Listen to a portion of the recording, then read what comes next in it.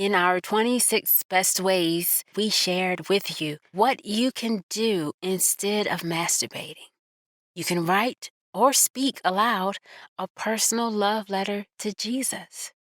This is our PatternSurge Outlets personal love letter to Jesus.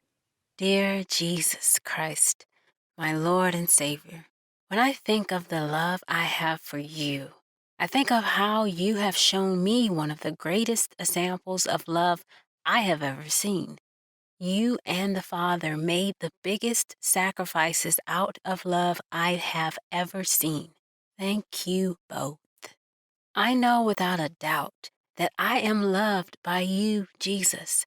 No matter who abandons me on earth and withholds their love or who didn't actually love me, I can always take a moment and think of you who loved me enough to suffer, bleed, and die on that cross.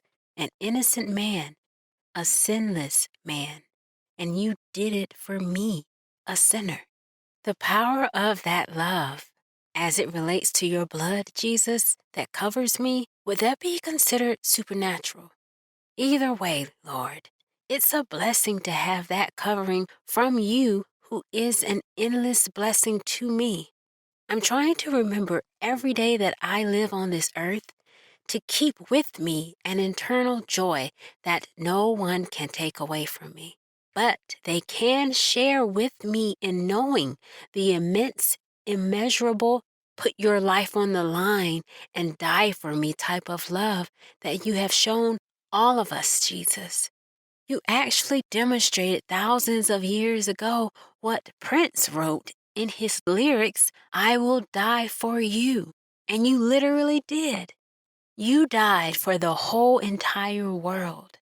I'm grateful for your love and sacrifice. You show me what commitment looks like. You following through even when you were fearful and asked God to essentially take this cup of pain and sorrow away from you. You still forged forward, knowing you would be brutalized, and you did it for me, a sinner. And while I don't feel worthy a lot of the times due to my sins, I love that you love me even as I work through my sins to truly be more pleasing to you and not to myself and not to this world. I know loving you means I cannot live in my truth because more often than not, that will be living for the fleshly things, ungodly things, the things that are not pleasing to you. I can find complete and absolute truth in you. You will never lie to me. You will always be honest and forthcoming. That is love in abundance. That's a whole nother level of love. And I love that about you. When I call on you for help, I know and have faith you will be there in an instance. You are what superheroes, I believe, are mimicked after, because when I call you, you come to my rescue. I can look up to you, a real supernatural hero. I know I have to show my thanks to you more than I say it. Even so, when you love someone, you're supposed to tell them thank you, right? I do thank you again, Jesus, for your love, for your sacrifice, for your blood that covers me constantly.